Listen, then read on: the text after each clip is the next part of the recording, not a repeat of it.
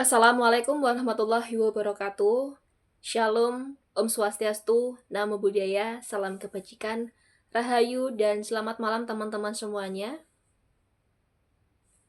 Pertama-tama, saya ucapkan terima kasih atas kehadiran teman-teman yang telah menyempatkan waktunya untuk hadir di presentasi saya pada hari ini.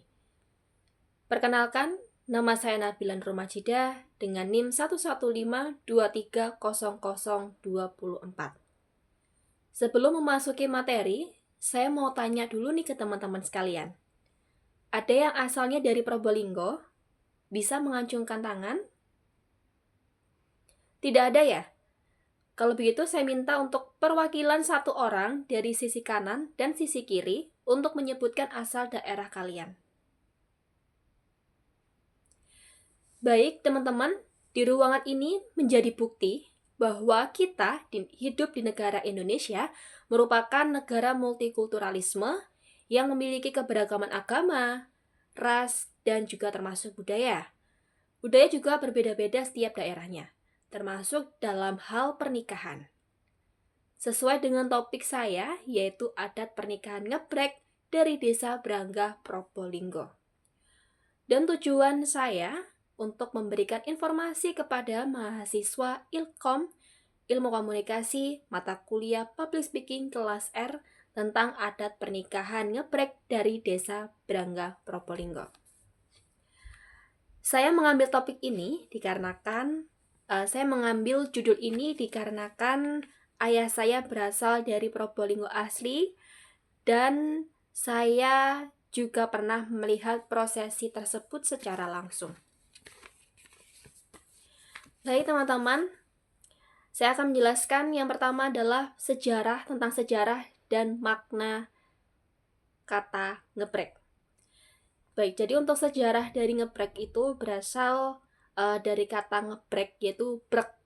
Jadi untuk semua barang-barang ataupun seserahan yang diberikan oleh mempelai pria yang diberikan kepada mempelai wanita itu diberikan secara serentak, yaitu brek, ditaruh secara brek, yaitu serentak.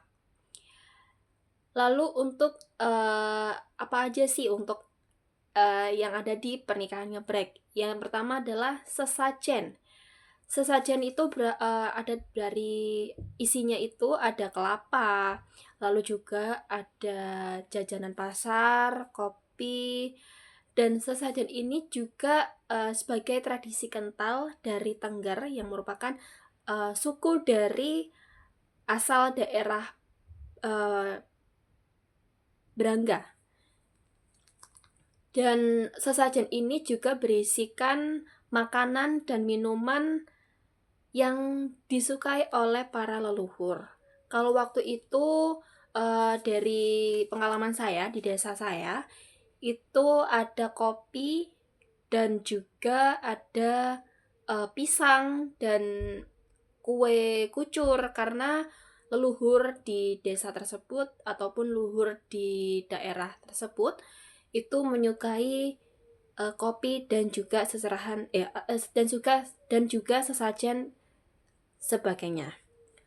Lalu untuk seserahannya yang diberikan oleh mempelai pria ke mempelai wanita itu berisi padi, ada jagung, ada sayur, ada pisang, kelapa, dan merupakan hasil pangan ataupun hasil kebun terbanyak dari Desa Brangga tersebut. Dan ada juga payung, kendil, kipas ilir, tempe, dan peralatan rumah tangga lainnya. Dan teman-teman yang diketahui bahwa semakin besar dan banyak bawaan itu memperlihatkan ekonomi dari pengantin. Jadi kalau teman-teman melihat di Desa Brangga untuk seserahannya sedikit ataupun sederhana, berarti dari ekonominya rendah. Begitupun kalau semisalnya teman-teman melihat nih, suatu saat melihat ada seserahan yang begitu mewah, megah, bisa membawa mobil ataupun juga membawa peralatan-peralatan yang mewah, itu berarti memperlihatkan ekonomi dari pengantin tersebut berada, begitu. Lalu untuk proses pernikahannya, yang pertama adalah ijab kabul dan sungkeman. Untuk ijab kabul ini terdiri dari adanya keluarga untuk sebagai saksi, lalu juga pengantin pria mengucapkan ijab kabul, dan acara sungkeman untuk meminta restu kepada orang tua agar prosesi pernikahannya bisa berjalan dengan lancar. Lalu untuk proses selanjutnya yaitu adalah tamu manten yang wajib diadakan di malam hari. Nah, ini berbeda dengan daerah-daerah lainnya yang pada umumnya tamu manten itu wajib diadakan sebelum sore. Namun di Desa Mrangga itu tamu mantennya wajib diadakannya di malam hari dikarenakan kepercayaan dari warga setempat bahwa diadakan di malam hari karena masyarakat dari Desa Mrangga itu aktivitasnya ada di siang hari, yaitu mencangkul, menanam padi, dan berkebun, lalu juga peternak sapi. Itu adalah sebagai ladang pencarian uang mereka. Jadi tidak ingin mengganggu proses mencari uang dari warga tersebut. Dan juga diadakan di malam hari karena di malam hari pastinya tidak panas. Jadi untuk di malam hari itu karena tidak panas dan karena kepercayaan setempat bahwa di siang hari itu adalah aktivitas mereka untuk mencari uang dan tidak ingin mengganggu proses tersebut. Lalu untuk proses pernikahan selanjutnya setelah tamu manten adalah adanya ayam-ayaman. Ayam-ayaman ini terbuat dari kayu yang dibalut dengan kain putih. Dan kain putih ini tuh memiliki simbol yang berarti suci. Dan ayam jago mensimbolkan sebagai seorang pemimpin. Dan ayam ini dalam proses tersebut itu diperjualbelikan kepada pihak mempelai wanita. Jadi pihak mempelai pria ini membawa ayam-ayaman tersebut dan mengelilingi pihak-pihak mempelai wanita, dan setelah itu terjadinya transaksi jual beli yang menandakan bahwa si mempelai pria ini akan diterima oleh mempelai wanita. Dan untuk prosesi selanjutnya yaitu adalah melempar daun sirih, yaitu untuk si mempelai pria melempar daun sirih tersebut ke dada mempelai wanita yang mempertandakan sebagai telah menaklukkan hati si wanita. Dan untuk wanita sendiri melempar daun sirih ke lutut pria sebagai simbol untuk bakti kepada suami. Dan untuk proses selanjutnya yaitu adalah nyidek endok. Nyidek endok ini mengharapkan bahwa kedua mempelai menjadi satu, dan di proses ini wanita membasuh kaki ke mempelai pria sebagai bentuk baktinya, dan lalu suaminya mengulurkan tangan untuk membantu wanita berdiri. Dan untuk selanjutnya, proses selanjutnya adalah pengantin wanita mengelilingi pengantin pria. Simbol ini untuk membentuk dinding pelindung dari bahaya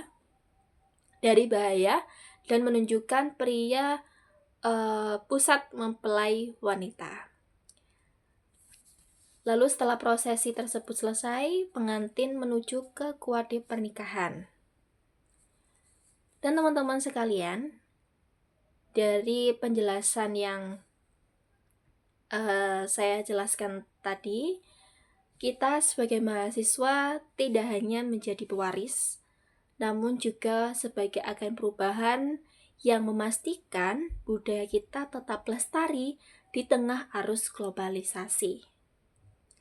Dan untuk proses adat ngeprek ini bisa digunakan oleh mempelai wanita, calon mempelai asal daerah lainnya, seperti mungkin dari teman-teman yang berasal dari Kediri bisa menggunakan adat pernikahan dari ngeprek ini yang berasal dari Desa Mrangga, Probolinggo.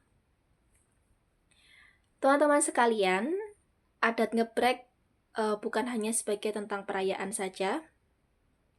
Dan dari kesimpulan saya tadi bahwasanya proses-proses yang sudah saya jelaskan yaitu adalah sebelum itu adalah sejarah dan makna ngeprek, yaitu ngeprek itu berasal dari kata brek yang berasal dari kata brek yaitu menaruh semua seserahan yang diberikan oleh mempelai pria ke mempelai wanita. Lalu juga ada proses pengantin wanita mengelilingi pengantin pria. Lalu adanya proses ngidek endok, yaitu harapan kedua mempelai untuk menjadi satu, untuk menjadi keluarga yang sakinah, mawaddah, dan warohmah. Lalu itu juga ada proses ijab kabul. Nah, ijab kabul ini proses yang sangat penting di acara pernikahan, yaitu untuk mengucapkan kata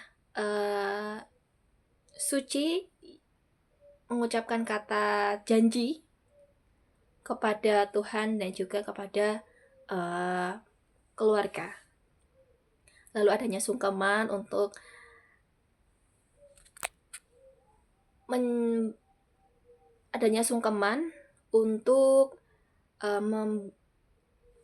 memberikan restu orang tua agar proses tersebut bisa berjalan dengan lancar.